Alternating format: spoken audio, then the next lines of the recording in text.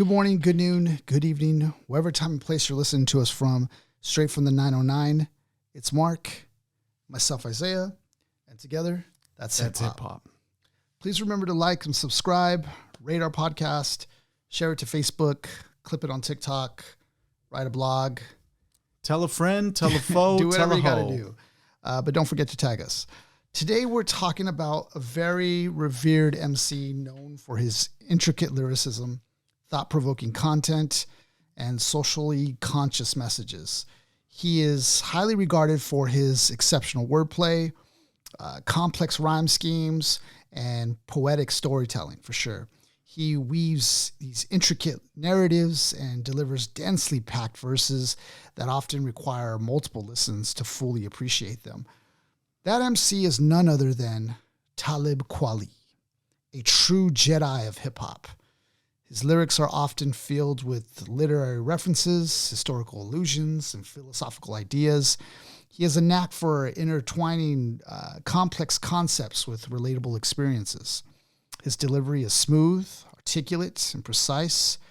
Kweli's flow just effortlessly rides over various beats, showcasing versatility and adapting to different production styles. Today we're covering the album titled Reflection Eternal. Oh, excuse me. Train of thought. Yes. Which would lead you to believe that Talib Kweli and High Tech is the group name. Right. But no, the group name is Reflection Eternal, with the album title right in the bottom left. Train of thought. Yeah. Super confusing. There's a lot of different titles here. So the group itself, Mark was saying, is Reflection Eternal. The duo. Train of Thought would be the album title. It's released October 17th, 2000 by Raucous Records. This was a collaboration effort. High Tech, Talib Kweli. Man, this is a duo like I didn't know I needed. Like this was these two like coming into I think their prime, working together. They're just knocking out the park here. It features legendary artists like Yasin Bey, formerly known as Mos Def, Rez, Rod Digga, Exhibit has an appearance, Cool G Rap, Les Nubians, and De La Soul.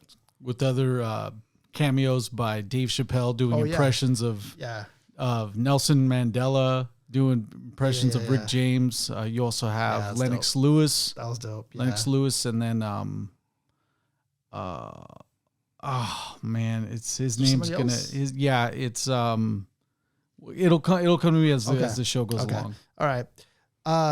This album is fully length. I didn't get the runtime, but we're talking about a total of 20 tracks. I think there's even 21 that's not listed on the sleeve, but full length album here. You get the full showcasing and experience of Talib Kweli, just so consistent on his delivery, and you could tell like High Tech and him just put together, they created perfection, and they really did. And it's really crazy because High Tech was coming into his own as well, and then you have Talib Kweli, and it's just like it's a dynamic duo to put together.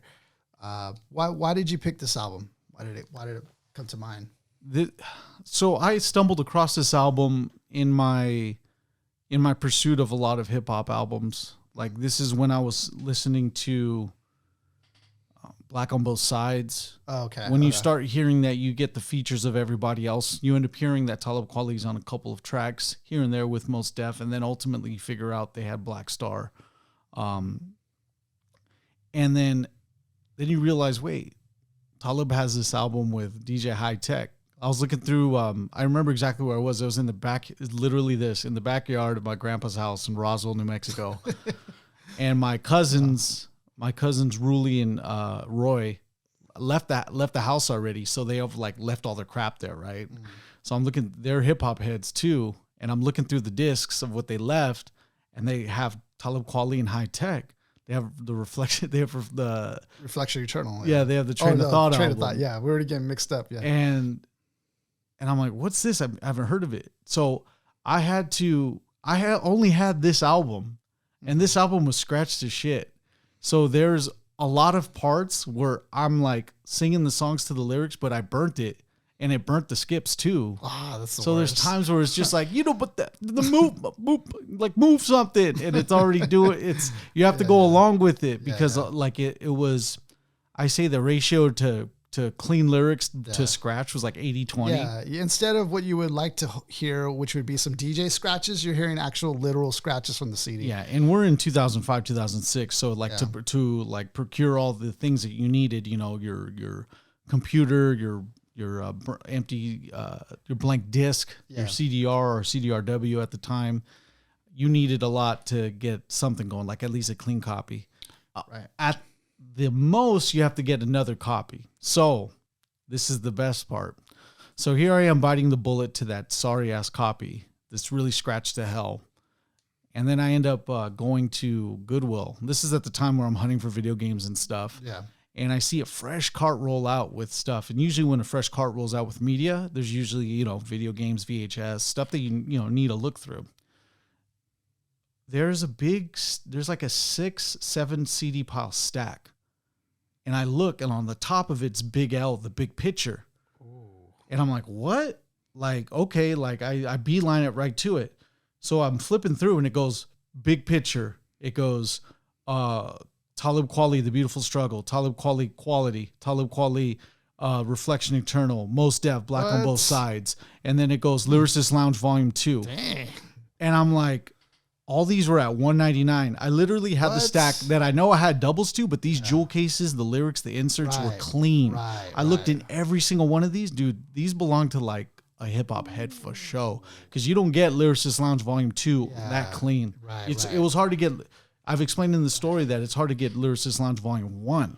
And I literally found it at a gas station. It was nuts.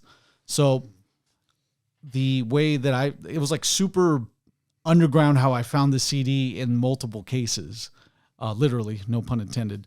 But yeah, dude, and once you hear it, you realize that we talked about Merz's prime during this era.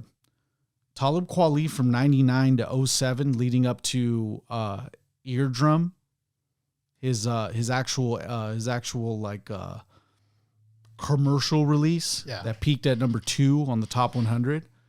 Dude, lyrically, no one's touching him. Jay-Z's referenced it multiple times of how no one's like, if truth be told, I could be lyrically Talib Kweli. If truth be told, and even the shout out to Common too. Yeah, right. Dog, I can't wait to dive into how lyrically profound he is, because there's so many characteristics to his style. There's variety, yet there's consistency within that variety to where as the listener, you're going to get the best version of him in every song. Dude, it's like he never takes a day off on a song, ever. Yeah. I feel like this album, you were mentioning how Train of Thought was like a perfect title for this, because he's just like just a runaway train, like just bringing you consistency, just boom, boom, like boom, high tech shoveling the coal, and Talib's like the conductor, bro. Yeah. What's funny is like I got to know this duo in reverse. I got to know High Tech first before Talib Kweli. No way. Yeah, so I used to work at Sprint, that, and in the retail store. Back in 2006, I think it was. Yeah, number 1 in the district. 2006, and at that time, I heard of Talib and everything, but actually I didn't really get too deep into it because we were making music and all that stuff. So we were kind of like, I was more into listening just for instrumentals and recording, and there was a lot of listening that I was doing at that time and recording. So I wasn't like all like deep into like all these different albums yet. So, but I first got a glimpse, or somebody first came up to me that I used to work with. His name was Dominic. He's like, yo, he knew that I was into hip hop. No, this guy, I don't think you knew this guy, but maybe he worked at Tyler, I think, for a little bit. Yeah. But anyways, he gives me a CD. He knows that I was into rapping. He's like, yo, have you heard this guy High Tech? And I was like, nah, who's that? He burns a CD and he puts a bunch of tracks on it. He's like, yo, listen to this. This guy's crazy dope. High Tech, like, because I was into instrumentals, so he was showing me all his beats and stuff, and I was like, dang, this dude is crazy sick. And in my mind, he was like underground, right, at that time. But I remember he was putting me onto high tech back then. And so now when I'm going to it backwards, you know, realizing that high tech was a young dude, you know, young protege of Dr. Dre even, and working on Aftermath and all that. And going on to do more projects with different other artists who are big names, Snoop Dogg and just 50 Cent, The Game. Like he was been doing a lot of production for all these guys. Yeah, with the 50 Cent connection too, because they're both from Cincinnati. Oh yeah, that's crazy. Yeah, so he's from Cincinnati as well. But I just thought that his production skills is like, it's incredible. I think he's probably one of those underrated producers that, you know, he doesn't get a lot of shine, I don't feel like, from a lot of people, but he's one of those producers that, like, you know you're going to get high quality with this guy because he's worked with Dr. Dre. Like, you know, the standard is high with a producer like this. And I thought it was dope because he also he did like 6 tracks on Black Star, I believe. Right. He did about, he did enough. Yeah. He did enough on that too. So like his style is crazy, like crazy dope. So, but then diving more into Talib, I dived more into Talib Kweli like later on, probably like after 06 or so, somewhere around there. So then I kind of worked my way backwards into all his stuff like that. But I always had such high respect for this guy because you could tell he was about the lyricism. Like he was legit about that. He cared about that, but also his messages were good. Like he had a lot of good messages, and I feel like good messages will hold the test of time. Like they will hold for a long time after you're gone. And then plus he did work with Mos Def. At the time I thought that was amazing when they were both like just freaking, I don't know what other duo, you know, you could compare that to, but they were just masters at the craft, masters at the mic. And I just felt they were so important for hip hop, along with Common and all the others. To cover the Black Star album when we get there is going to be something of a moment. Yeah. It's equal to what we're dealing with Talib Kweli and high tech right now, because you get this relative unknown at the time in high tech. But he's starting to get put on anyway. You know, he's starting to emerge. And then you have Talib Kweli, who's fresh off of the Black Star effort and coming into his own. And it's like, dude, it kind of brings the sun out to hip hop in a sense to where, man, there is hope. Yeah. Like, I say that with no exaggeration, because Mos Def at the time, it's like, dude, these guys were the hope straight up. Like it was, lyricism was coming back. They were so important. They were so important to the story of hip hop. What's cool that you mentioned is that the fact that he's from Cincinnati, because they talk about Cincinnati as being like a real central place where a lot of artists have come out of, but yet there's not any places for artists to really do their production there. Like usually artists come out of Cincinnati and migrate to other places like East Coast or West Coast or South or whatever. So it's just interesting that, you know, High Tech was one of those artists who was trying to build something in Cincinnati. And he used to do like a recording studio there and used to charge people and stuff like that. But he was helping a lot of different artists, and he somehow connects with Talib Kweli at a perfect time, because the artist he was working with in Cincinnati was, you know, he was an MC, but he was in the streets still. And so that relationship soured, and he ends up working with Talib, going to New York and, you know, bringing that Cincinnati flavor, you know, which is pretty dope. Yeah. One of the cameos on this album later on, I think track 17 or 18, there's one called Dell from the Natty. Yeah. You know, which I thought was pretty cool, you know, because I was like, who's this guy? And the story goes is that Dell was a guy who used to be real close to High Tech. and he would follow him everywhere. Just so he would just chill with them and just sit there and listen to him make beats. And one of these days, he ends up playing a beat for him. And so that guy, Dell, he ends up freestyling over it. And High Tech is like, man, we gotta get Talib to put this on the album. Just put this on. And Talib was totally against it. He's like, nah, man. And High Tech was like, look this is your and my albums, right? Like, this is our album. Like, and Talib he ends up agreeing to it.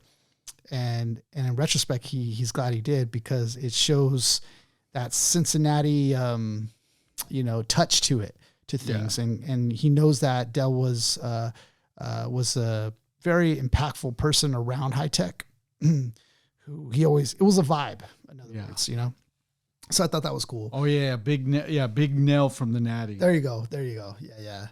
So I thought that was pretty dope. Talking about the album cover, what were your thoughts about the album cover when taking a first look at it? So I just had I had the disc for a while. Right. So the only thing that you see on the disc art, and I'll make sure to send you that video of the disc art now, that way you could put it there.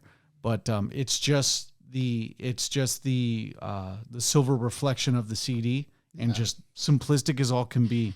It's just DJ High Tech and Talib Kweli, and then it says Reflection Eternal, and then that's it. It's super plain. Yeah. So upon being able to look up disc art online around the early 2000s, I see this album art, and I'm like, dude, that's fucking hard. Yeah. The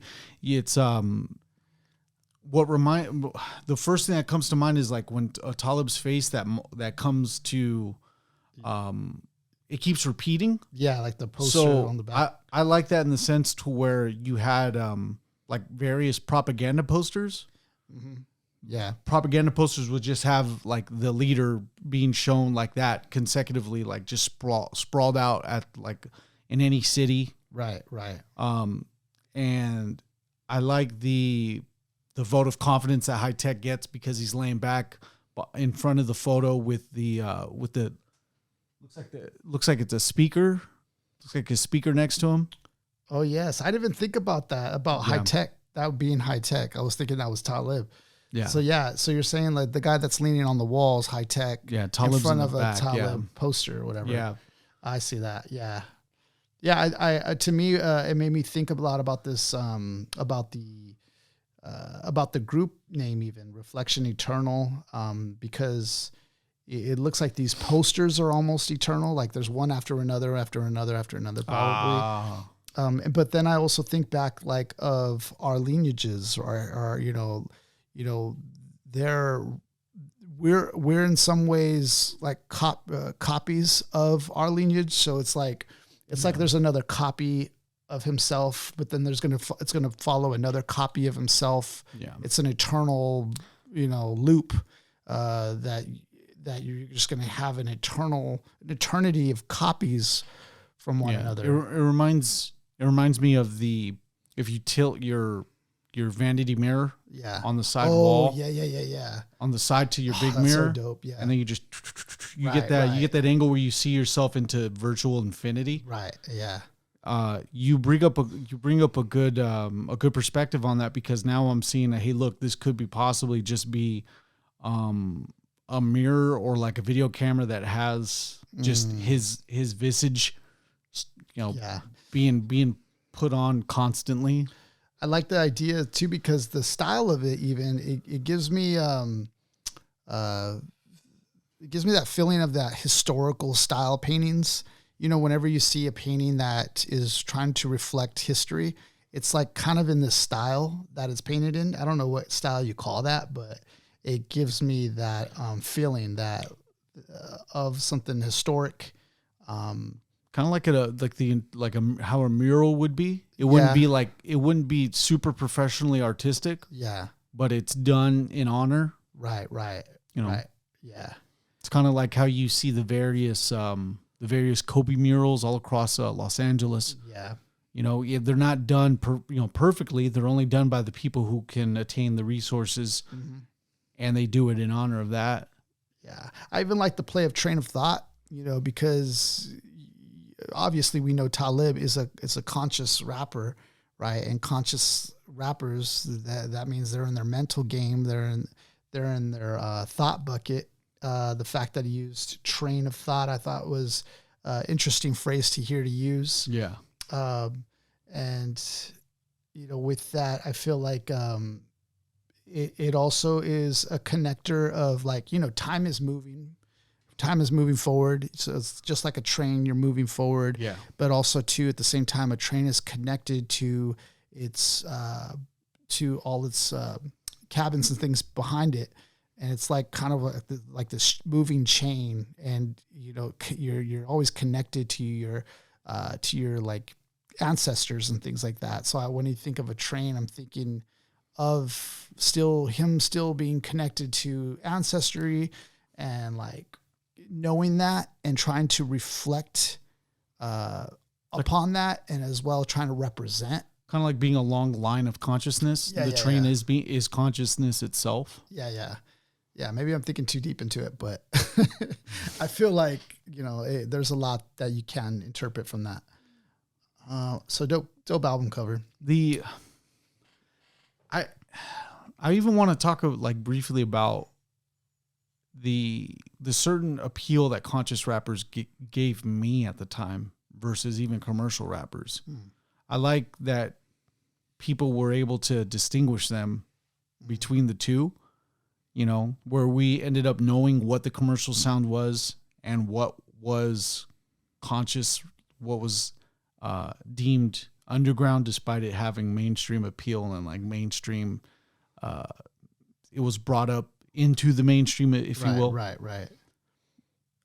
I enjoy the fact knowing that these two, the collective of gentlemen, your Talibs, your Mos Defs, your Commons, they all had their shine at this time, despite the fact that they never strayed away from lyricism. They never really went super pop. Even Common's virtually, arguably the most famous out of them, but even he still kept conscious. Yeah, even like if you were to have him do something today, like even though he might be as pop as can be, he's done things with the president and all that, like he's still going to bring the lyricism, which is cool about it. I do like that you brought that up, because that also is an important thing to think about at that time. At the time of these artists coming out like that, that was kind of their draw, is that they were like they had the lyricism. Pharaoh Monch, another MC like that. Yeah. But that was their draw. It's like, I always reference it back to like the Empire and Jedi. I felt like, hip hop kind of had that, where you had to kind of choose a side that you were on. Yeah. And us being participants in that, that effect had even more of a hold on us, because, we were like MCs. We were representatives. Yeah, like we were delegates. MCs. Like, not only were we choosing a side, but we were like freaking like apprentices of some sorts, because we were actually skilled in the craft as well. So I think that's even more of a draw. You know what? Even too, like, even growing up, there was still sects within high school, to where it's like people were like doing rap battles, and they were doing mainstream rap battles. I remember that. Right, and it's like, wait. Where like, what are you talking about? Like where they'll talk about like, I got a gat and I pull it to your back, like stuff like that. Yeah. Where they would just talk about like, having guns and everything. Yeah, like there'd literally be a batch of kids, and it would just be all of us. Yeah. Before they'd break us up, there'd be freestyle battles. Well, there'd be freestyles, like all of us just freestyling. But then you could tell that the mainstream like freestylers they were just spitting their verses. Yeah. We were legitimately trying to go off the top of the head, trying to like beatbox and stuff. Like there was a crazy distinction between trying to like keep it a buck and like keep it underground versus like, damn, these guys have none of these guns. These guys have none of that weight. Yeah. I remember like maybe some stress sacks, but that was it. I think what it was, I don't know if you were there or not. I feel like you were. I think me and you one time went, because after school they would do these rap battles sometimes. And so I think there was one particular day where There's one walking distance in a yeah, backyard. I think you and I were walking one time too, like a backyard or something. There was this battle happening, and they had the nerve to charge. That battle, yeah. On top of that, they had the nerve to charge, and that battle was strictly about like straight up guns and stuff. These are kids in high school, yeah, talking about they had shotties to the bodies and everything, chromes to the dome, stuff like that. But you're right. That's funny how even that goes down all the way down to even, kid level, like Reaganomics, where it all trickled down to us. So I think that's pretty cool. Talib is so talented, man. I think he's really skilled, especially after listening to this album again. It's like, dang, dude, like he was from 98 to about 05. It's him and Mos. Yeah. Straight up. Yeah, because he was doing things that like reminded me of Pharoah Monch, like a lot of the Nexus, like he was doing little things like that too, which you have to be so skilled and precise. Yeah. You have to have so much precision, because when you're rapping that fast, you have to, one, have air control. Two, your pronunciation of the words while you're going fast has to have the energy. It has to be precise. You can't like flub, baby. Yeah. And the timing has to be right. You have to be on beat. It's like all of that. The best way to to define it would be high risk, high reward lyricism. Yeah, because you're putting a lot of risk on the production of what, your own, and I say production as in what you're producing as a lyricist, how you're coming off, how you're spitting. Yeah. You want to do that style. Yeah, go ahead. It's so clean too. But you have to come right. It's literally almost, I think in my opinion, it is perfection. Like I don't see a point at all, like listening to it where like it was sketchy, like, where he kind of like, it just felt so clean. Like he may have done maybe a couple of takes, but like I felt like he at least kind of did it all the way through. I don't know. That's just my opinion of it. That could be wholly wrong, but there was a track on here where he was literally like just going way crazy. Name of the Game. Yeah. Name of the Game. He was just like, dude. The beat was just so quick, and to have that type of lyricism on a fast beat even is, to me, is a difficult thing. When we saw him perform a couple month ago, he still did move something. Yeah, that's crazy. He still did move something because he knows. And I went nuts when I started hearing it. I was like, oh, hell yeah, here we go. Started rapping alongside with it, but just because of how dope it was. So we had the privilege of seeing Wu-Tang and De La Soul Nas, and Talib pulls up with De La Soul. And to film him. Yep. Yeah, man, that was so epic, man, for him to freaking be there too. So we're talking about the 3 tracks. We got, first one's going to be Move Something. Mm-hmm. Second one we got is The Blast. And then third one, Too Late. Yeah. We have honorable mentions here. Man, this one's hard because This Means You was it's like the secret Black Star track. Yeah. That you see just already the chemistry that Mos Def and Talib have on the track. Like, for those who haven't heard Train of Thought, you get a bonus Black Star track in This Means You for sure. Yeah, absolutely. And I love the chorus, dude. The way the beat went with the chorus too. It was the violin samples in This Means You. Oh, yeah, man. Don't. The vibe is the vibe is almost like revolutionary. You know what I mean? Like that's what it feels like. It feels like they're fighting for something. They're fighting for the good of something. That's what it feels like to me. And then another honorable mention, deep into this album, Good Morning. Good Morning. I feel like Good Morning is the track that kind of wrapped this all up in a big bow. At the end, it really brought it all together, because he talks about just kind of like the things that he was seeing in society, his own culture, even, not just being lazy, but just missing the mark, and you know, they could do better.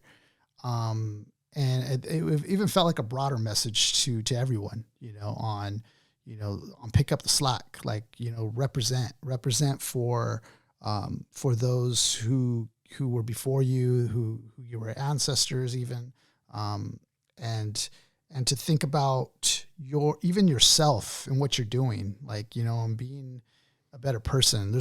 He talks about when you pass in the afterlife, you know, those who are scared because they ain't living right or something like that. I was like, man, dude, it's about accepting death. Yeah. You know, very hard hitting points that he was throwing out, messages that he was spitting about, and really driving this whole message home, you know, about reflecting about yourself internally, reflecting about society, reflecting about, you know, ancestors, those before you, and who you are, you know. And then I thought that kind of brought the title I guess the group now, the Reflection Eternal, really full circle, because you start thinking about what you're doing for the eternal cause. And I don't know if I'm going too deep into that, but because you couple everything together, Isaiah. You have Reflection Eternal, and then you have the train of thought. Right. So it's super introspective. This whole album as a whole, from the group name to the title, is introspective. Right. Because what do we do in our thoughts? Right. We are one with ourselves, trying to figure something out. Right. Reflection eternally, trying to look within. It's all about, this is an album that's very introspective, from the album art to the title to the group name. Yeah. It, all in all, this album, you know, made me want to be a better person. You know, that's what I think at the end of it, the feelings I got was like, you know what? I need to step it up. I need to care about the small things. I need to be, you know, I need to write my book where I would like the main character. You know what I mean? So that's kind of like at the end, that's kind of like the feeling I got after listening to this album through. I felt like the first half of this is much more stronger to Talib's like skill and his prowess. Yeah. And then the other half of it, I felt more was like a vibe, more like, you know, there's a track where it's just an instrumental, and you feel like, you know, it's just, it's a combination of all these kinds of different things. History. It's a combination of just the vibe of hip hop, of goodness, of originality, authenticity, you know, just even being a musician, you know, you feel there's like a calling. The second half of it is kind of like, I feel like the vibes of their recording process. You got High Tech, I think's presence kind of showing up on the second half of this album. I thought it was great. It was amazing. It was an amazing album. All right, so we're going to jump into it. We're going to move something. Yeah. So in this track, the beginning, it just like you hear the horn start off in the beginning, and you're like, okay, what's going on? Then you hear a drum roll. Yeah, these beats are crazy amazing. Talib gets them, like, come on, get them up, what? Get them up, what? Yo, and then, oh man, dude, the best thing that you can do in knowing how you're gonna sound off, right? If you don't edit the yo out of your intro, that means you're gonna come off with something dope. Talib did it, bro. This whole verse. There's tracks as an MC to where you give honor to. And what I mean by that is that when you are in like a lyrical rut yourself as an MC, this is to the MCs now. Yeah. You go back and listen to tracks that you got motivated by. Right. To me, a lot of tracks I listen to It Ain't Hard to Tell. I listen to Move Something. I listened to that to the Fairmont MOP joint that we did. Show No Mercy, and then the Black Star joint that we constantly have, the Beat by Ayatollah, know that all as well. There's tracks that I listen to get myself out of lyrical ruts like this. But when you hear this is a great example of why this is one of those songs you listen to get out of lyrical try to like get your lyrical juices flowing as an MC, you know. So he's like, yo, what's with the melodrama? Fellas want to hover in my cipher like a helicopter, like it's a special honor. Already. The stealth bomber, gem dropper. And he keeps the emphasis on stealth bomber, gem dropper. Make the ghetto holler, intercontinental. Still brings in the emphasis of the description of what he's doing with helicopters. Stealth bombing, gem dropping. You can stealth bomb from the helicopter. You could drop things from the helicopter. You can taking you high like skydivers when we spark like live wires. And I believe this is going to be original caveman quest for my fire. So this is symbolism goes towards Prometheus. It's way too deep already, man. Or in the literal sense, there's an actual movie with Radon Chan and the guy who does Hellboy. It's literally called Quest for Fire, where cavemen were trying to bring fire back to their tribe. Yeah. So Quest for Fire is pretty dope. Yeah, I mean, fire is such an important element, you know, for man, in the fact that, you know, whenever that point of time was when man discovered how to create fire. That was currency, baby. Man. And so the fact that he's even harping on to a time such as primal as that is like, it's already deep. Deep waters. Caveman, quest for my fire. Express my desire to drop this new shit. These record executives keep telling me you're stupid. Now, if they right, shut the fuck up. Revolutionary, stow your guns up. Whether you a bougie broad who acting stuck up or some ignorant thug motherfucker shooting the club up. Oh man. No matter who, anybody can get it. From the most ignorant to the most to just the most like down is like just to just be bougie as all hell, just doesn't know anything. We're gonna make y'all feel this, break y'all spirit, and if you fake that realness, we bringing it, ringing into the new millennium to way after that. I call these cats rentals because they plastic wrap. Gosh, and the thing is, not only do you have the content of what he's spitting on here, that's dope. Yeah. You know, but even the rhyme patterns, the rhyme scheming is crazy. The way he's breaking down from earlier on into continental, like all that little stuff like that, man. Dude, there's people, the fellows want to hover my cipher like a helicopter line. Yeah. He's in the cipher and there's just people not contributing to the cipher, just all around, just like trying to just get a taste of what he's doing. I call these cats rentals because they plastic wrap. And then this is a very thought-provoking chorus. Mm-hmm. And this is so much as a chorus as when you hear it, you're like, wait, I think he's still spitting. Yeah. It's barely when you figure that it loops a couple of times. Oh, that's a chorus right there. He goes, kill all the yap and let's make it happen. You can't say real. You're just a reenactment.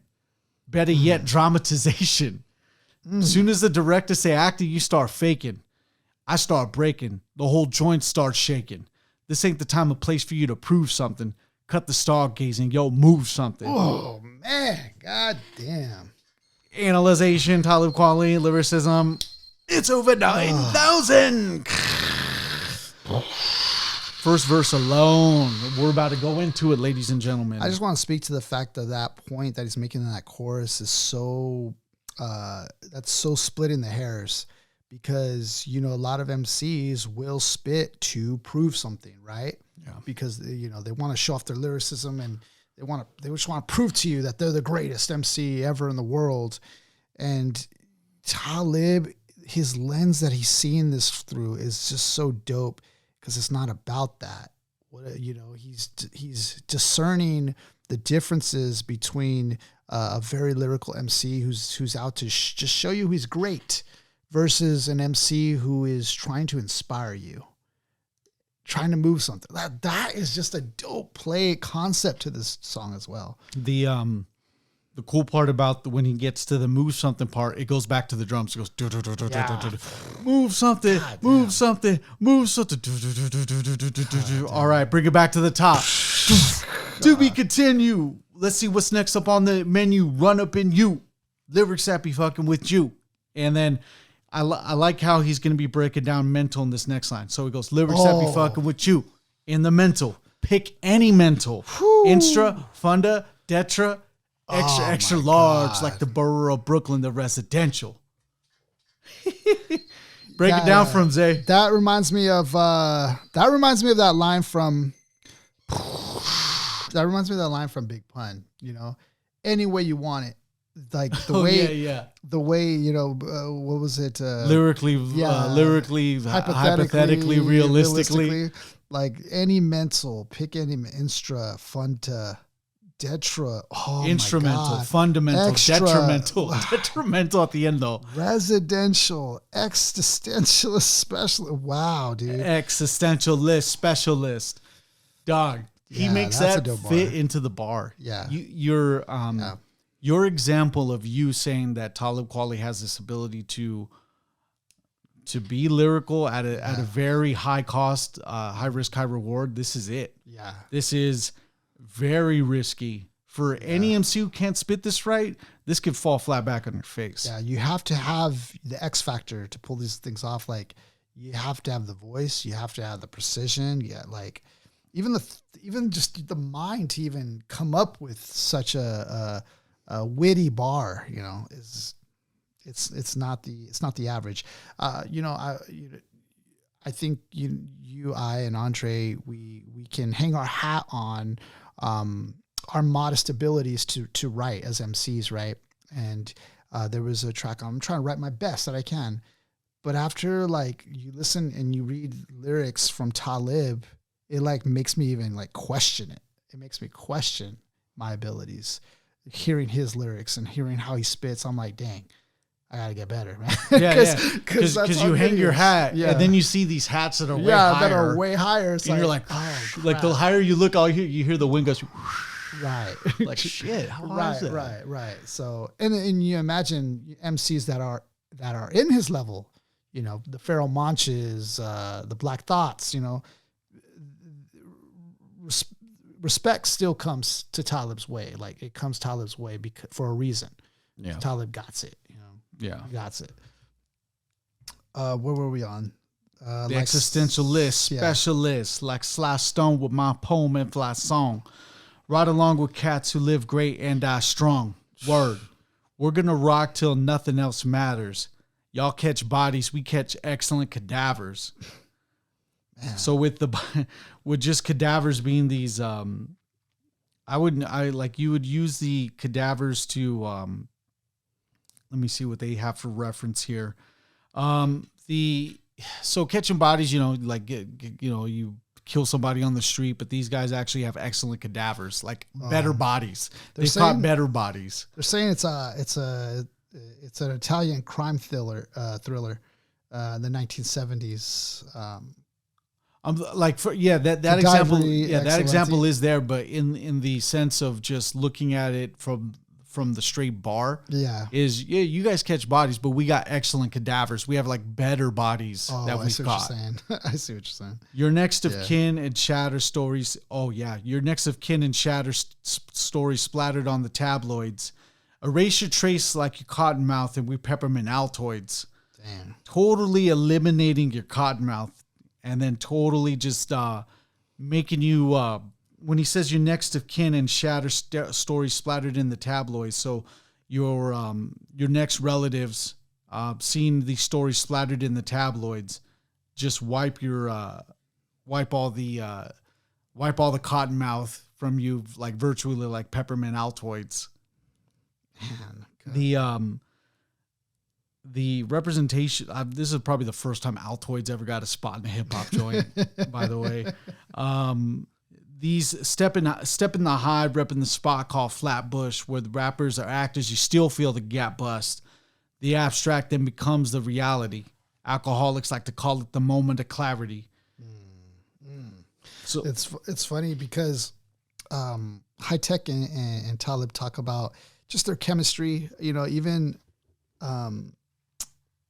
after making this album, but they have a lot of like these funny stories of them just hanging out at their adventures, right? Yeah. And I guess they they had a story where they took a cab from JFK. Yeah. And they were trying to go to wherever they were going to record. And I guess the cab driver stops to pick up, like he stops and he asks them for their money for the cab ride. And so Talib and High Tech give him the money, and he picks up crack rock from some, I don't know, whatever place. And High Tech was driver. Yeah. High Tech was like, he goes, hey, because Talib was so distracted, he wanted to hear his joint on the radio or something. And High Tech was like, yo, something don't feel right. And Talib's like, no, everything's cool. And then High Tech's like looking out the window. He goes, nah, something don't feel right, man. And then I guess the driver comes back and they're leaving, and he's like literally smoking the crack pipe like right in front of him while he's driving.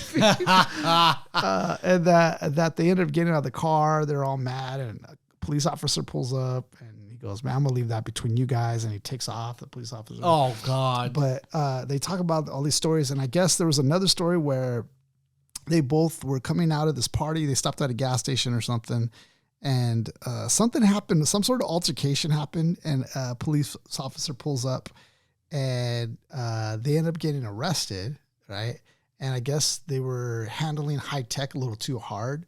And one of the other guys that was with them was telling Talib, like, yo, we're going to let that happen to High Tech. We're going to do something right now. And I guess he's telling off the cop. And Talib's like, man, if you don't shut the hell up. But they end up going to going to jail for the night or whatever. I don't know how long. And there was like a drunk driver who was also in the jail, and he's like recognizing them. He's like, wait, you're Talib, aren't you? And then Talib and High Tech. Yeah. And he's like having this big old moment, like as he's getting a DUI.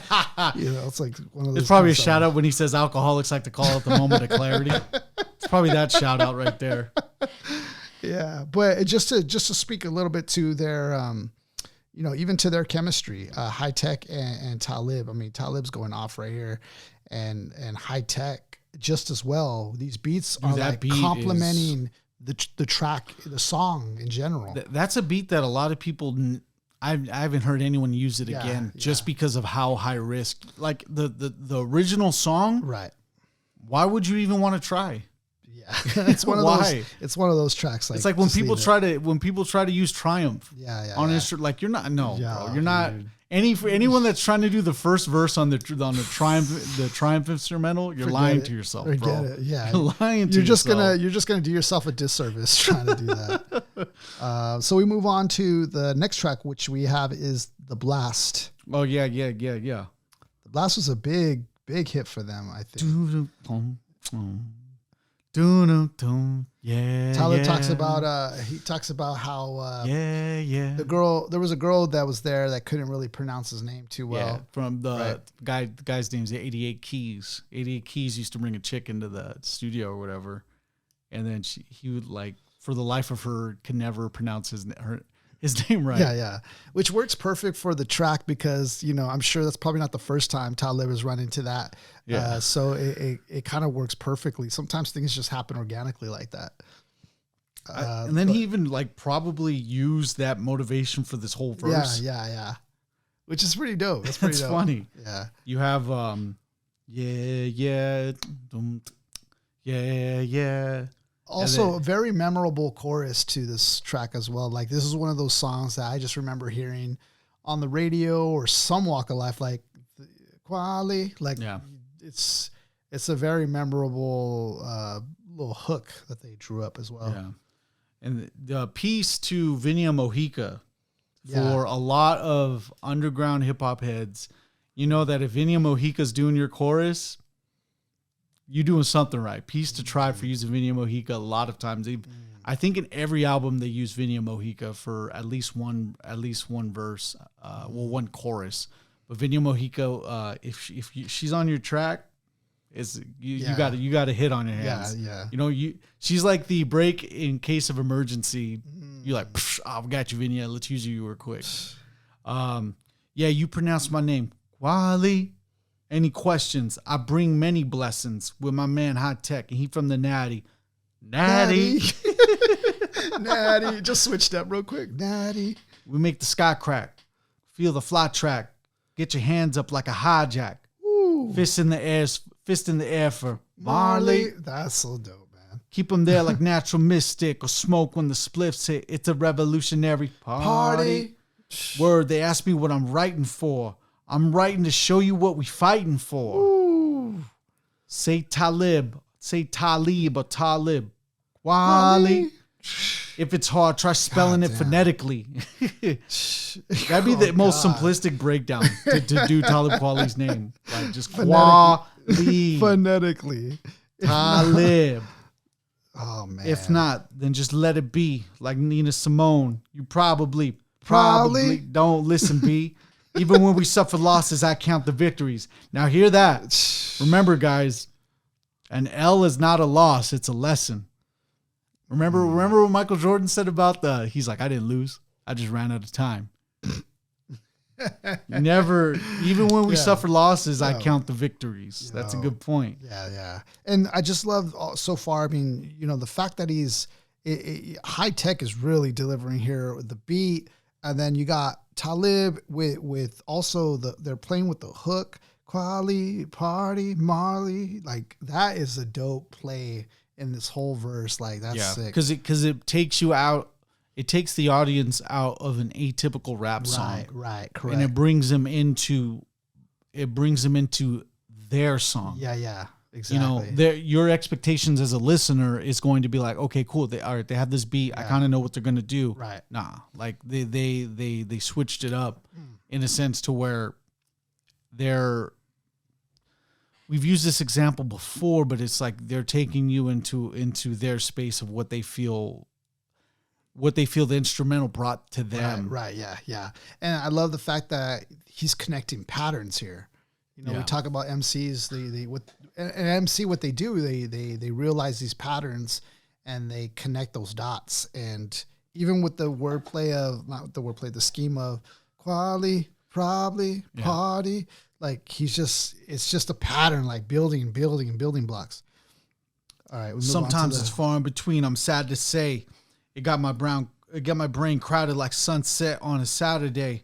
I know my son wept because his dad's away. Stop crying, be strong for your mama is what I had to say. Oh, stop crying, be strong for your mama is what I had to say. To my little man named Amani.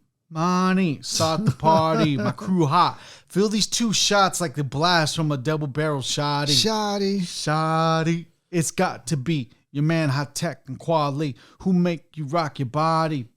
Start the party. And then he goes back, my crew hot, feel these 2 shots from the blast, like the blast from a double-barrel shotty. It's got to be your man High Tech and Kweli. And peace to Kweli for this verse, because again, you can't have that type of lyrical style. You can't have that rhythmical cadence without someone at the helm being able to produce that kind of forgive the pun, but the quality to it. Right. Quality. And then also let's acknowledge this. High Tech, he's mainly seen as this producer. Yeah. But he's an MC producer. Like he's one of those few combinations where, these masterful producers can actually rip it on the mic. Yeah. He's had tracks with like Ghostface Killah, Rec One, I don't even know, some other grades, probably Most Def, I think. But he, to be able to even rap on that level with these greats, like that's nothing to cough at, or that's something that's a dope, and it's a dope name too, producer, MC name, High Tech. Yeah, that's also dope too.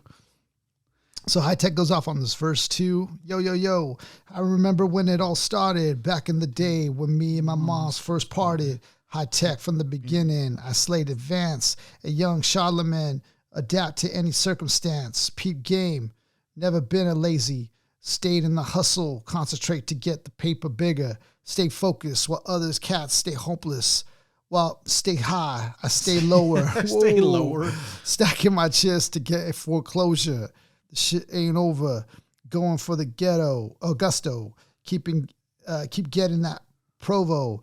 It's High Tech and Kweli on the track like Flojo. But I didn't have Flodo. So In that beginning bar when he's like high tech from the beginning, I stayed advanced. A young chameleon adapt to any circumstance. The adaptation up to that.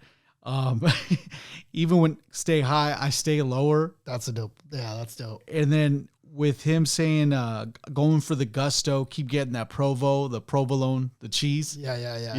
That's dope. And then Florence, what was it? Florence Joyner. Oh man, hold on.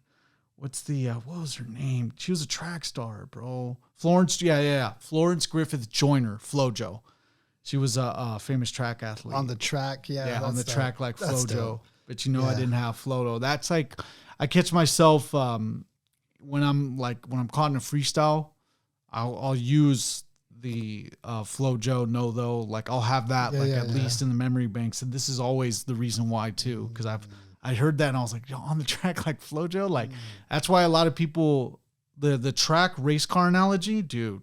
On the track, like burning on the tracks like Earnhardt, on the tracks like Andretti, on the track like Flojo, like on the track like Carl Lewis. Like people have always used that, but it's always sharp because the end can always be someone relevant. A lot of people at the time were using Mario Andretti. Mario Andretti was the man at the time. I know that Most Def used on the track like Earnhardt on Black Star '98, the Intimidator, Dale Earnhardt Sr., the man. Even Carl Lewis, like you can always. The cool thing about it is that the insert name here can always be relevant, and you can always be on the track like empty, empty bar. Insert name here. It's like it's like universally fit. Right. The best. Yeah. And it never gets tiring either, man, because it's the way you deliver it, and though. The point being is that a lot of MCs have used that example has used on the track but they've always made it their own. Yeah. Same like basketball too. Like I got a shot like Curry, or I'm like Dame Lillard. Like you can, it's this person got a shot, but you could kind of interchange that to Peace to whatever MC that wants to use peace like Giannis Antetokounmpo. Make room though. I'm like Antetokounmpo. Actually though, if a lyricist like pulled that off, you'd give him credit. Verbally lyrical, I'm like Antetokounmpo. Yeah, exactly. Wouldn't you give him points if he pulled like, off? I'm like, that's like the longest bar of all time. You would give him points though. You'd be like, peace to that. That's sick. Yeah. All right, so we're going on to hook 2. Keep on dancing, yeah. Keep on dancing, yeah. Gotta keep. That's the thing. They built a song. They built a song like a legit hook, chorus, a bridge, or whatever. They built like an actual legit song. Say my name, Kweli, like Destiny's Child, shine bright like my girl, heavenly smile, or a suit, shine bright, or a suit worn by, or a suit on Steve Harvey. We tighter than them jeans that be hugging black hip 70s style, like Shaka Khan, ain't nobody, body. Shaka Khan's song, ain't nobody. Right. Doesn't bet to set the stage ablaze like my crew. We burn it down and like sage. And smoking, clubs is where we party. Holla at the spit kicking. Pharaoh Monch, De La Soul, Common Sense, and my man Bismarcky. Marquis. Yeah, stop. Yeah. And then, let's give a shout out to that hook one more time. To start the party. My crew hot. Feel these 2 shots like the blast from a double barrel shotty. It's got to be your man High Tech and Kweli.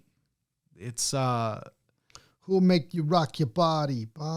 Yeah. Start the party. My crew hot. Feel these 2 shots like a blast from the double barrel shot. And then the person, it's funny because the person that I wanted to mention too, Jill Scott Heron, is on this, and he says, "Hey, this is Jill Scott Heron, and I'm from Harlem. Everyone knows where that's at, so that's where I'm from. Talib Kweli and DJ High Tech, Reflection Eternal. The new album is called The Train of Thought. I'm urging everyone to get a ticket and get on the train because that's what you need to be doing. So check that out. Peace." That's dope. Just a little endorsement. So he shows up at the end of it, and it's like they have. I'm George Bush, and I approve of this message. Like even with Lennox Lewis. Lewis, like undisputed heavyweight champion. Shout out to he says shout out to High Tech and Quality. Run big things. That was tight. It's like he made a little cameo on the album just to kind of give him a shout out. And he did put you. Man, damn Lennox Lewis, man, that dude was bad, bro. As far as production, I want to give credit to the relationship between High Tech and Talib, because Talib speaks about this, is that High Tech was really hard on him on like just perfecting the song. Yeah. It was really and that's the thing about, when you work with a great producer, the producer has that ear. They want like the Dr. Dre almost level. I think certain producers want it to be perfect. I hear Pharrell's hard to work with because he wants to create a whole song. He wants the bridge. He wants, like there's certain things that these producers want, and you also kind of have to trust them. So in a way, I think credit to Talib is like Talib, High Tech says Talib is one of those MCs like that will give your beats, pretty much every beat, a chance. Yeah. So 90% of the beats that High Tech would show Talib would be down to like record over or do, whereas other MCs would be like next or create this one from scratch. I want it to sound like this and that. And you're not letting the producer do what the producer does anymore. Yeah. You're taking the High Tech away from High Tech and you're making them whoever you want to be, so I think it's important. Like when you work with a producer, you trust that producer. Because that like it's like me trying to tell Pharrell, like, hey Pharrell, take some of that bounce out and actually kind of do something else more without the bounce. You would even equate it to the producers are the ones that are like, it's like bucking a bronco. Yeah. It's like, you have to be on that. Right. You have to be on the horse and like control the rage, control like the artistry, and have them try to see your vision, because you as a producer more than likely made the beat and you kind of have your expectations of what you want through that beat. And you see the potential of that artist producing what you want to, on that beat. So it's about taming the artist to fit your expectations on the beat and being honest with them. Yeah. So if you hear that artist, maybe kind of slip up on the verse, but try to like say, oh, we're good. High Tech would be more like, I think you could do better. I think you could do it better. Because then at the commercial level, we can imagine that it goes through various layers. It passes it passes the filter of the artist saying, hey, look, this has my stamp of approval, or it doesn't. Filters then to the producer saying, hey, look, does this sound good? Does it sound to my expectations of how quality sounds? Right. And then it filters again where it's like, my stamp of approval is on this. I'm the producer. I engineered this whole thing. Does it have my approval to go forward? Right. And piece to rock is too, because other labels, then you're talking about additional filters beyond the producer. Yeah. There could be an executive who'd be like, I don't really like the way that sounds. Now try to do something different or go this direction. This is an executive telling you this. Like what? Yeah. Like, but piece to rock is because Raucous, I from what I hear at that time, was that label that kind of gave you your freedom to kind of do what you wanted. I don't know. It kind of sucks that label had a short stint. The discography for Raucous? Yeah, like legendary, dude. Yeah, ain't nobody touching that. In the 2000s, no one was touching that. They have a razor blade on their logo for a reason, because they made cuts. Right, like, for real, for real. So we move on to Too Late. Too late. Yeah. Is it too late? Too late. Honorable mention though. This means you. Yeah, just talk a little bit about that, Mark. So you appreciate both of these guys when they get together, Mos Def and Talib. So when the backdrop to This Means You is going to be Talib Kweli and Mos Def's 1998 effort, self-titled Black Star, just the Black Star album. That album, start to finish, you don't need to skip it. It's a true, like, you can have that playing at a party and how dope it is. Like, you just chill. Everyone's chilling. It's just it brings on a certain vibe to people that like, yo, we can lay back, relax, and let people talk and like have it play in the background. Or if you just want to shut up and listen to it, it's good to just hear on your headphones. Mm-hmm. It's good to play. It's safe to play in public. There's a lot of albums where you can't play a Juvenile album in public. Like, imagine trying to play that in a park. Like, you feel conscious about like, hey, look, like I don't want people to feel uneasy about it. Black Stars was that group where like, damn, dude, this is underground hip hop. They curse here and there, but it's really not about that. It was about lyricism. And into This Means You, you're in 3 or 4, you're in up to 3 tracks and you're only hearing Talib Kweli. Yeah. And then you're all like, down, and then it's like, sometimes you got to be direct with the beat. And you already know whose voice that is.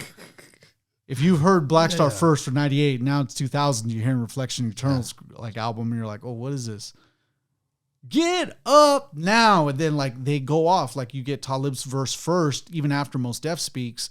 And then you have Mos Def's one of his best verses. He's like, I'm the world renowned verb, adjective, pronoun, preposition, prefix, originella, remix, suburb, the nefix, me and Kweli come together like strands on a double helix. Like, dude, they're just going, like, Mos is going off. That's on crazy. It. Yeah. So to go full circle with it, you end up getting them back on, like, what, 25 years later, you have them do the Black Star album, that long awaited second Black Star album. So it's like, this was a real treat. This Means You is my, the secret Black Star track that you get on Reflection Eternal's Train of Thought. Yeah. It's super, it's what you expect from Talib and Mos in 2000. A little more, it would be a little more seasoned Black Star track, you know, with a couple more years on them like that. It's cool because Talib first worked with High Tech, and I think, what track was it called? Excuse me. There was a track that they ended up all collabing on, where High Tech goes into is recommended this record, and he goes, you got to listen to this. You got to listen to this. And so High Tech ends up listening to it. It's one of those 45 discs. Yeah. And he listens to it and he thinks it's incredible. So what he does is he immediately chops it, uses it for sample, makes this incredible beat. He ends up bringing it to Talib, and then Talib's like instantly like, oh, I'm recording this session. Like I already reserved a session. We're going to record this, blah, blah, blah. And so at that session, Talib introduces High Tech to Mos Def. They end up creating this masterful track. I think it was just a single. It was just a single, and I think it was actually called Redefinition. Was it because I know the Redefinition was one of the singles on Black Star. No, this was just on its own. It was just a solo one with Mr. Man. Mr. Man, Talib, and Mos Def and High Tech, and they just ripped it. Like this is just one of those, just like, dang, like lyricism, just all sparring too. Even Mr. Man brought it. Yeah. They all just like, were just cooking. But this single ends up doing pretty well. And that's how this like kind of Black Star started to form, because High Tech remembers just kind of being around in the room where Mos Def was like saying to Talib, like, yo, before we do our like own stuff, like we need to team up and do this project, a Black Star album. So he like overheard it. Oh man, like just be in a room, a fly on the wall, just kind of like, oh shoot. And then little did High Tech know he was going to be a big major part to that. Yeah, which is incredible. Through the tracks too. Yeah. Can you imagine that to be even a part of that is dope, man. Yeah. So, peace to Ayatollah too for being on a couple of those. Oh yeah, Ayatollah's dope too. Yeah. Yeah. So moving on to Too Late. I chose Too Late because one I had appreciation for the beat, but the beat really, it set the tone here where it really helps with this whole introspective thing. You know, the beat kind of sets that tone. I don't know what it is. It feels like, you know how when you watch a Christopher Nolan movie, you know, the soundtrack behind it usually is driving the movie. It's like, it's helping progress. Like, yeah, in a lot of his movies, in fact, I think all of them, right? Yeah, there's a lot of, you'll notice in a lot of Christopher Nolan films where there's a bridge to the second and to the third act where there's just a daunting song. Yeah, you know, or even the most famous one would be the Dark Knight, the Dark Knight Rises. Inception. Yeah, it'd be the Dark Knight. The Dark Knight Rises with the and it's you see Batman like, you know, on his little like freaking Batmobile type of motorbike or whatever it is. Yeah, he's just his cape's flapping in the air while you see the bat signal and he's driving in the streets and all that stuff. And that soundtrack is what's really driving the whole the whole movie, it feels intense. Yeah, or because even it's driving or somewhere. even in The Dark Knight. Remember when he's trying to climb that stupid when Yeah, he gets deported. Yeah. Well, not deported, when he gets exported out of Gotham and Yeah. gets sent to this third world countries. Here's Gotham. Right. Or even Inception. That was another movie that was like a ticking. There was a constant like ticking of time. And, there's always this. I don't know. It's something about Christopher Nolan's movies, but there's always this like driving. Even in Interstellar, like there was this driving presence. And so I feel like with this beat, it was kind of doing the same thing. Like it was kind of driving, and Talib does a great job with matching that lyrically and being able to, he even mentions it somewhere in these lyrics we'll get into, but I liked that. Plus the fact of it's very introspective. It makes you, it's provoking, because too late gives me the thought of being on the deathbed and be like to repent, right, or to try to make amends with a lot of people. It's too late, right? Like that. This is the moment where it shouldn't have been done. Right. You should have went away peacefully. Now you're going away with grief. You're going away essentially in the most painful way of, not being able to forgive. Right. He even mentions even just about the pulse of hip hop, even because at this time, people, there were starting to be a little bit of rumors, but it didn't really come out until like maybe late 2000s about hip hop being dead. But still around this time, people were kind of asking, where's hip hop? Like, where are we at? Like, where are we at with this? Yeah. And so even with that, like, I just like the fact that he is like, I like just giving you this moment where you're like, you're challenged to really look inward and like try to beat that. I don't know. It's a dope track. To go on to that, I enjoy the fact where people that are within the industry feel a certain responsibility to uplift. Yeah. To uplift the genre of music that they're in as a form of respect.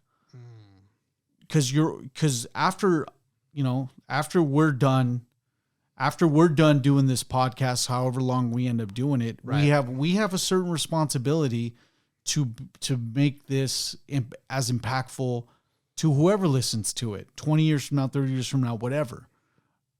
Artists have a certain responsibility within their genre to uplift it. And for the longest time, you're almost going a whole decade where there's a lot of artists that are not doing that. And it's blatantly obvious.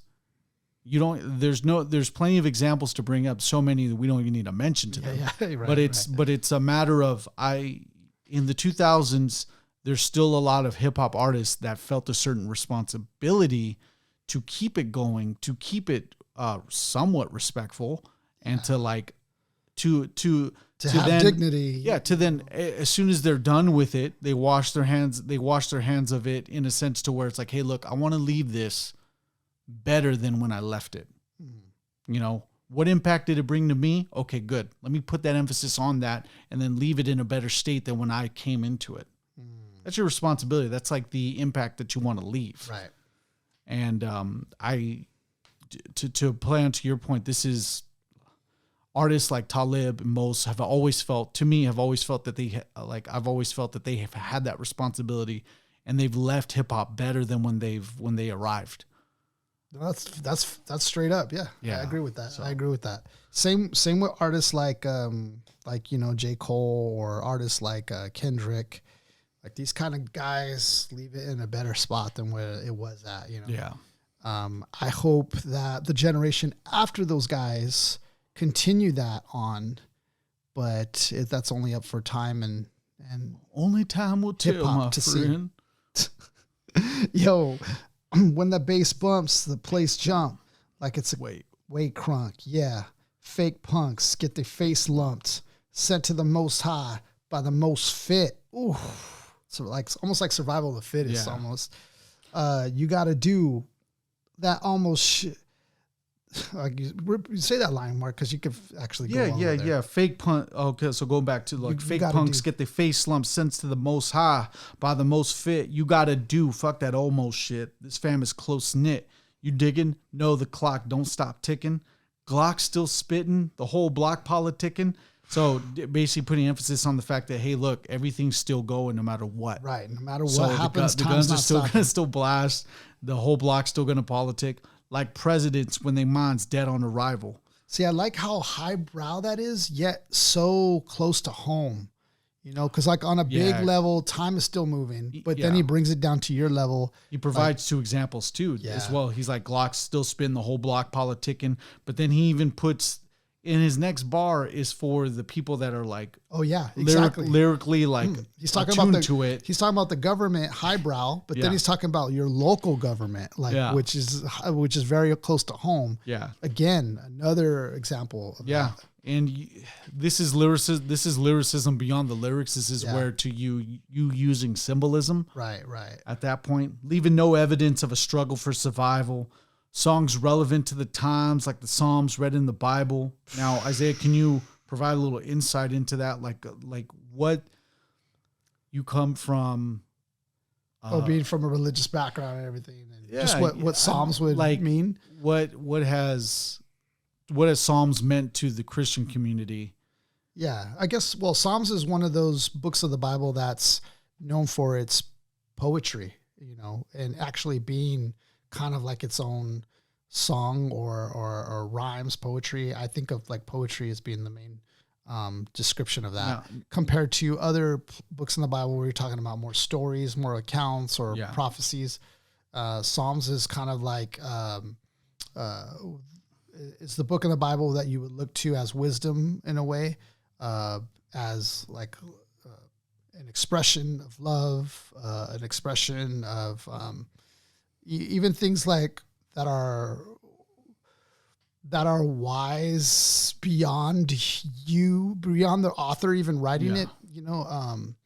And I feel like a lot of even the things in Psalms are prophetic, which is kind of crazy now that I think about that, because David, who is the author of Psalms, I shouldn't say that because I actually believe that, but David, who's the author of Psalms, is not known to be a prophet like that. He's known to be a king, but yet even his words become prophetic because as Christians believe, they believe that God uses the people and through the people he wrote the Bible. So the example that he says songs relevant to the times, like the Psalms read in the Bible. So now is there a lot of so do Psalms, are Psalms still relevant like that? Do you feel? Well, you know what? I'll just invite you this Sunday to. Why don't you come this Sunday? Find out. No, but I think that's a dope comparison or metaphor to use even because he's relating like his own lyrics to being like Psalms that you would read in the Bible, where his lyrics might be maybe even talking about one thing, but it might like later on in time be relevant to even something to where in the future. It resonates later. Yeah, where it resonates later. So cool. To that effect, I think. Step into these leaves, thoughts in your head, it's suicidal. It's the T to the it's T to the ALI, B, the deep rooter. Rolling with my wannabe battle cats who chief Buddha. And see through the over-specialized, under-pressurized, no lie, texturized MC who got the masses mesmerized. So now let's go with that. And see through the over-specialized, under-pressurized. So they're overhyped. They're not bringing any pressure. No lie, texturized. Yeah.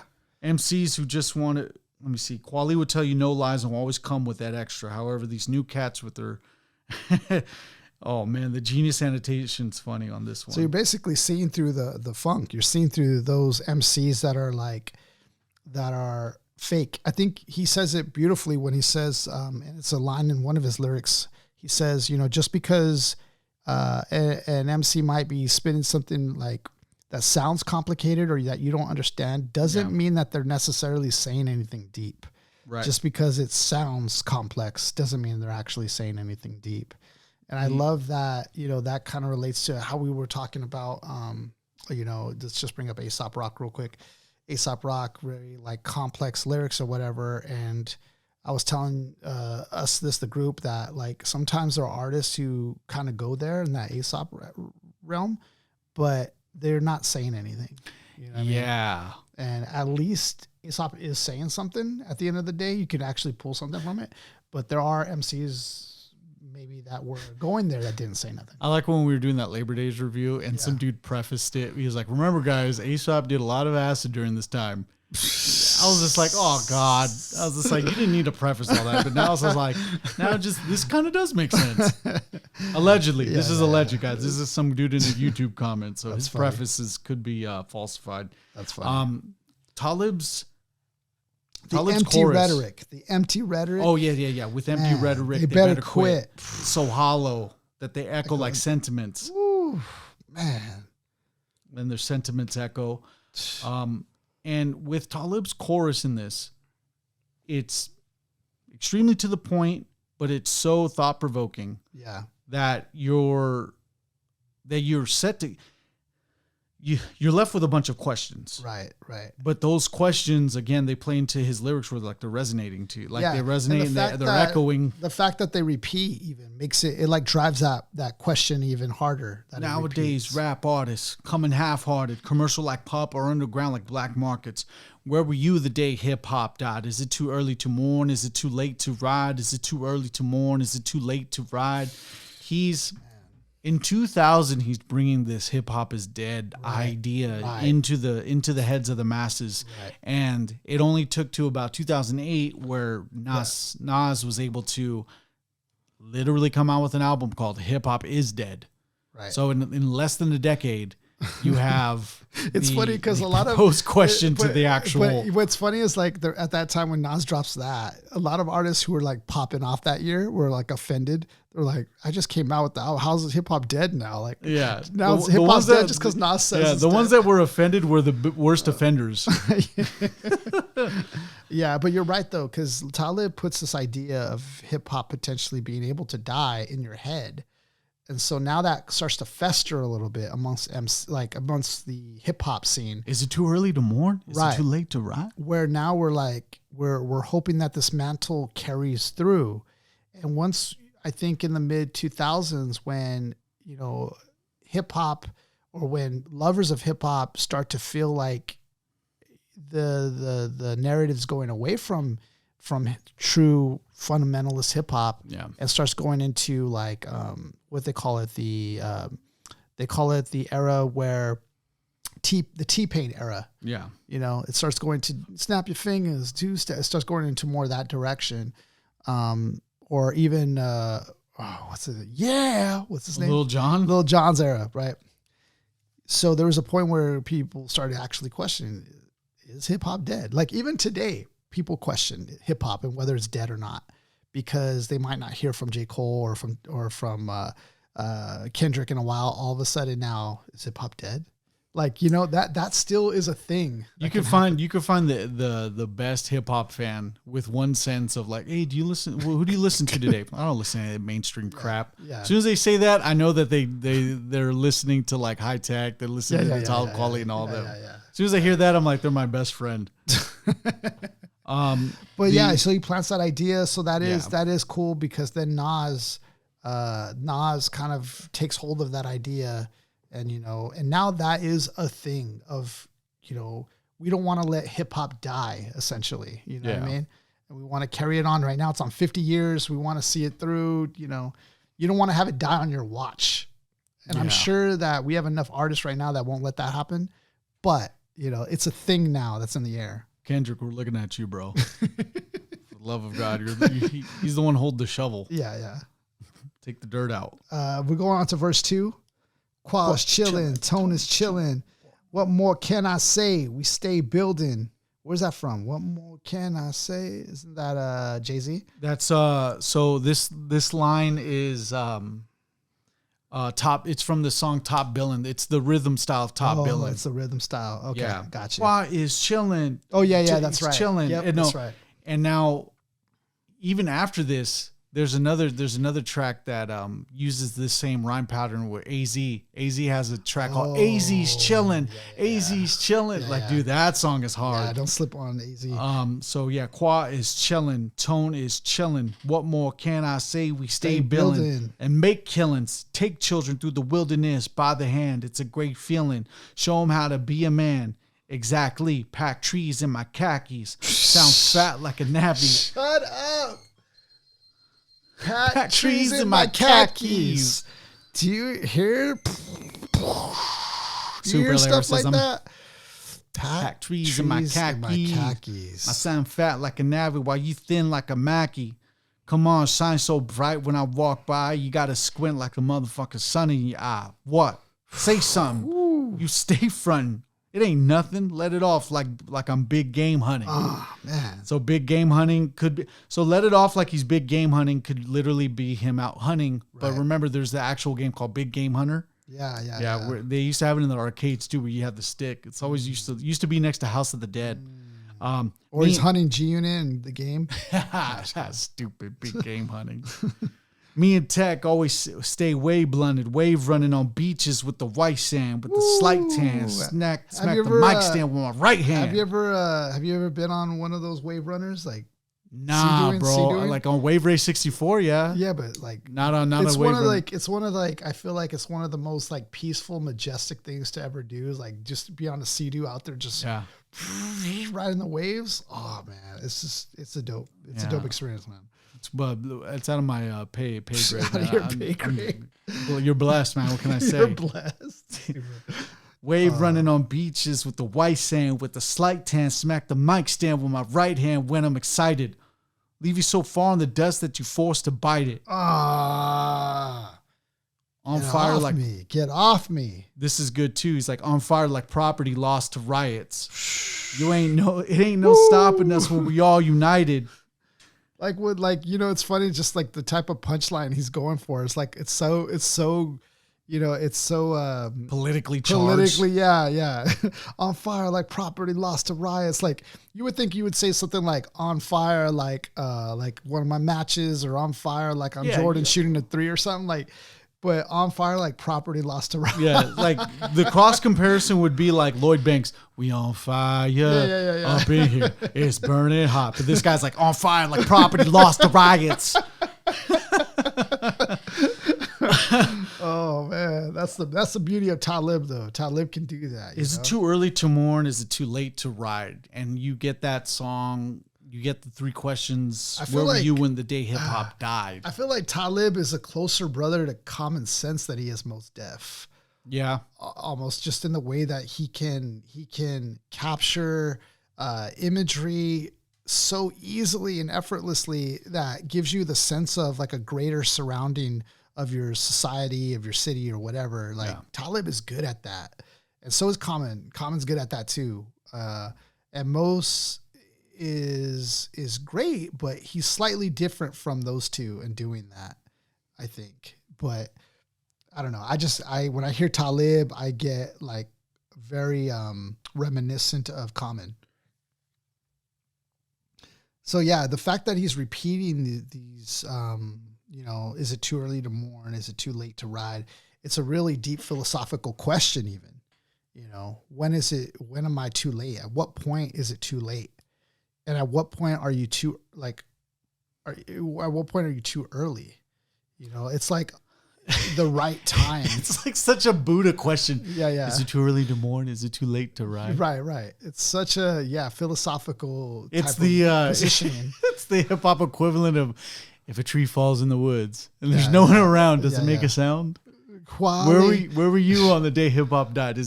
Where were you on the day hip hop died? Like the straight up fact is the day hip hop died. So that's like, where were you? Yeah. Is it too early to mourn? Is it too late to ride? Like, okay, so what is it?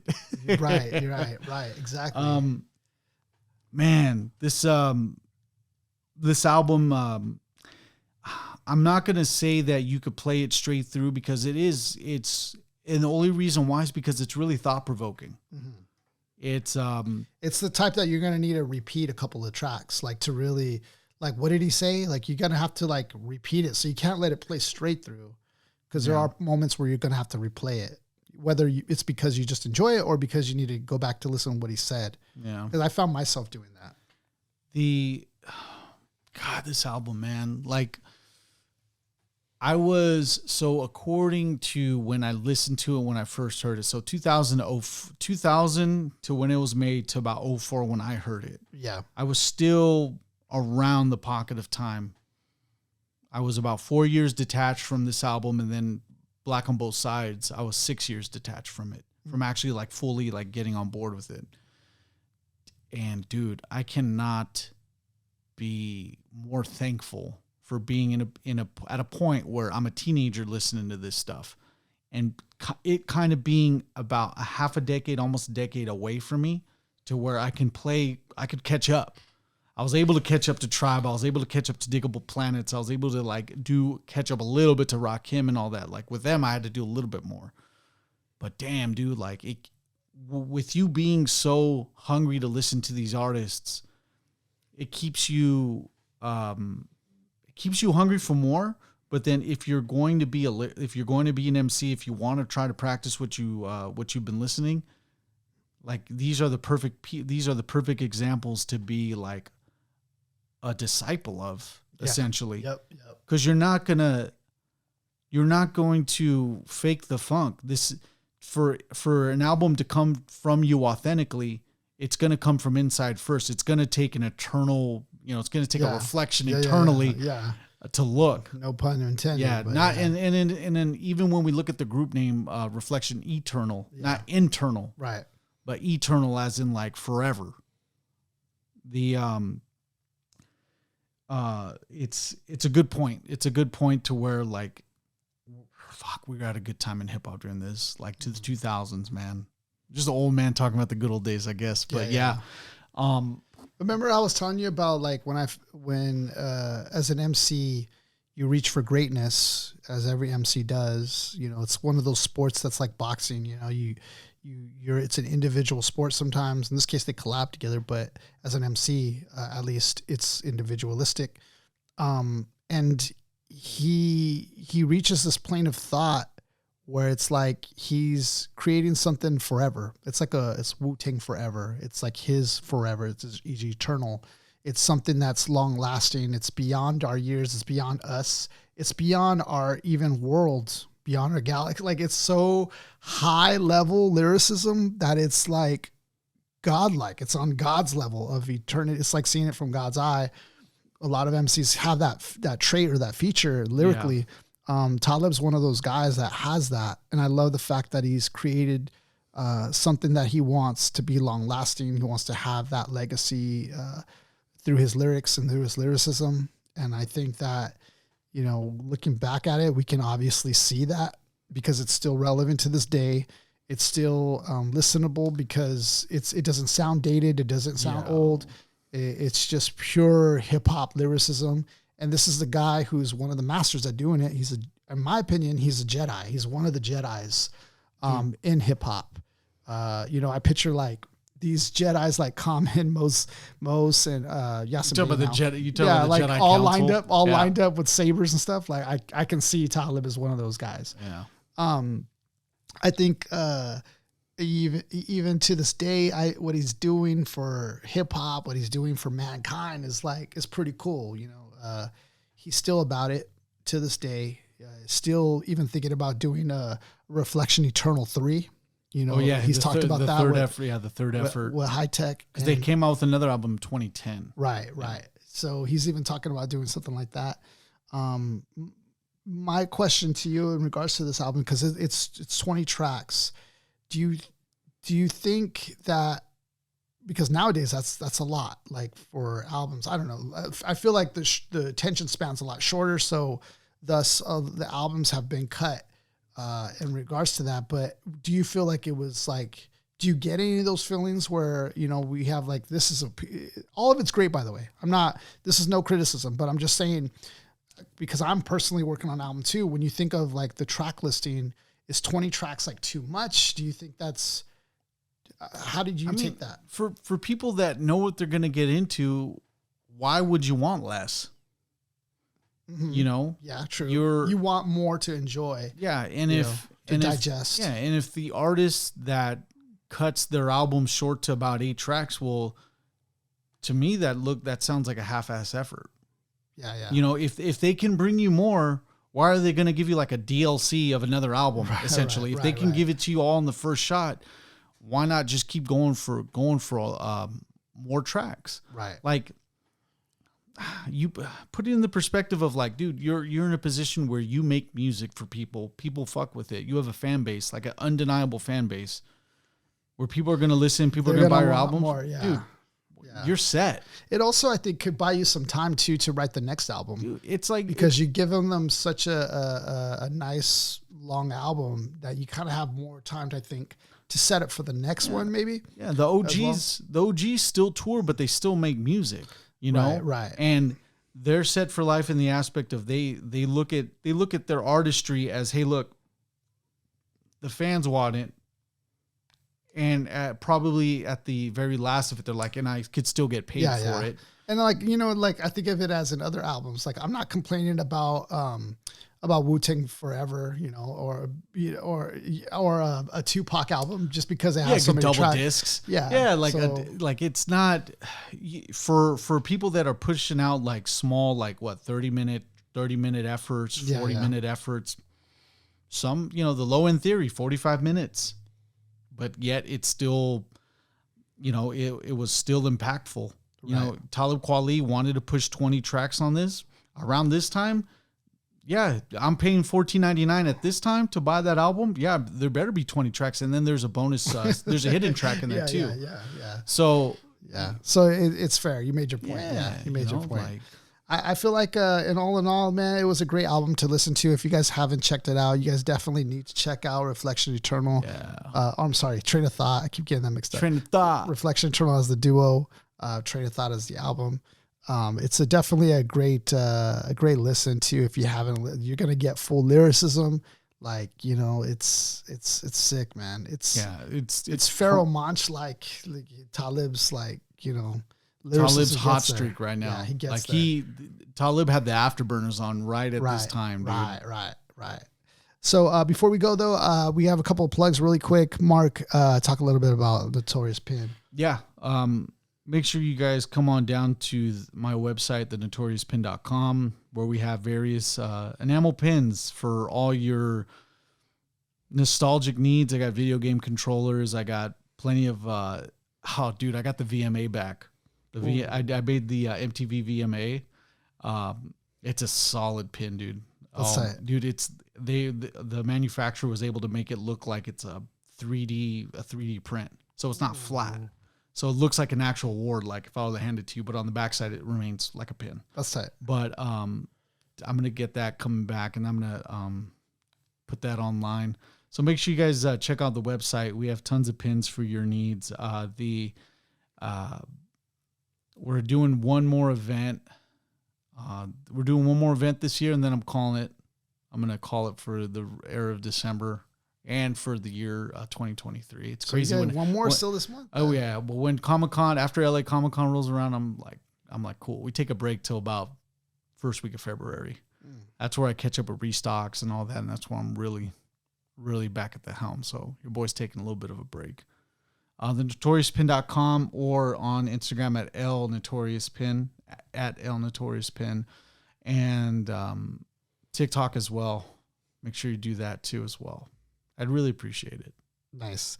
Definitely do it. Check it out because, you know, Mark, he's out here really doing it, and he has a lot of cool relics that you want to have as a pin that aren't out there that you can't find. So check out his catalog on that. Another thing I want to plug that I'm kind of coming to a point of wrapping up pretty soon. I'm working hard.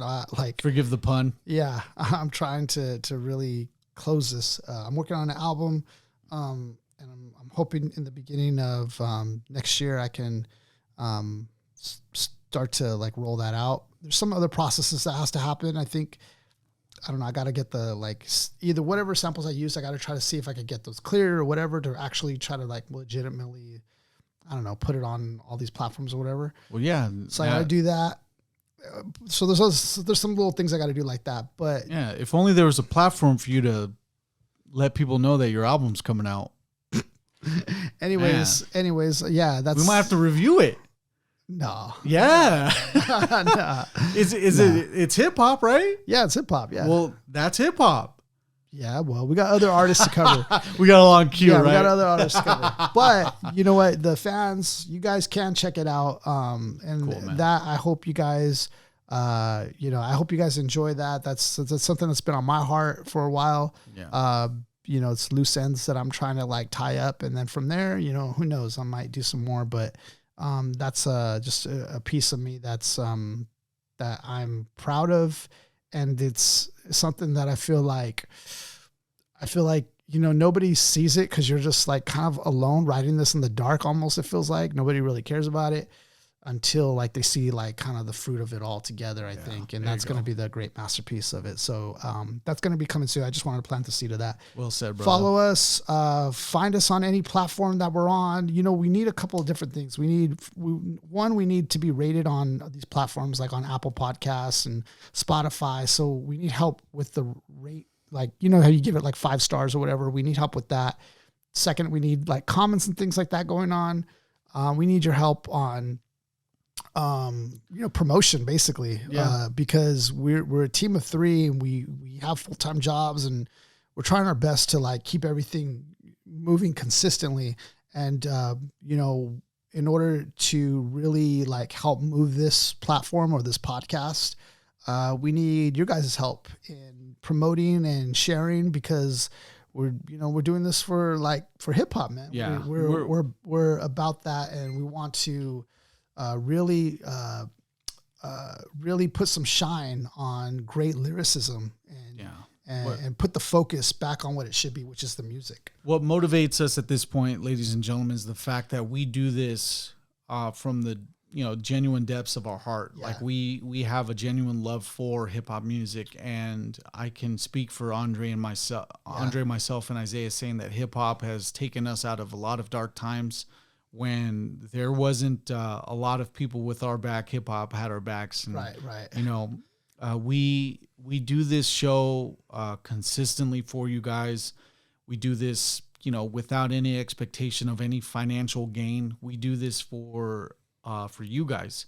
We want the only thing we ask for back in return, just drop that like, get engaged, let us know what you guys want. We are at your service. In the most genuine way that I can tell you. We are at your service. Though we do come up with albums on our own, for more of the fan engagement, whatever you guys want does take precedent in the queue for what we actually go through. So correct. Keep that in mind. If you really want to hear a project out, as long as it makes the sense to have it pass through. It's not like your boy's album that he dropped last week. Yeah. But it's going to be a notable MC. Although in the future, Mark and I have been talking about maybe in the future, we might have a side cutoff where we will probably signature series is going to be something. We might do a series like that in the future, but we'll cross that bridge when we get there. But to summarize what we're saying here, guys, it's that, look, we don't expect for anything in return, but the only thing that we would prefer and we would like, if you do genuinely feel something for what we're doing, the like is just a click, the subscription is just a click, the notification, the ring bell, it's just a click. And it goes a long way. And that helps us. Each subscriber shows us we're doing something right. So it's 300 at this point. It's like 343 of you guys that let us know that we're doing something right. What's so dumb is like I have my other YouTube channel from the deep end. Yeah. And I was posting some of our episodes for a test in order to like test like the long form view of whatever. But anyways, I posted it for a test to test something out for the AI algorithm or whatever I was doing. Anyways, I ended up getting like almost like 20 subscribers just from that.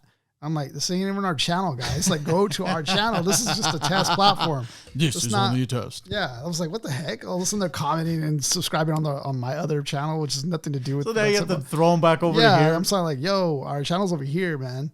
Anyways, this is only a test. It's pretty funny. All right, Mark, go ahead, man. Let the crowd know. To the MCs, if you drop a mic, drop a like. And to the Ninja Watchers, drop a like.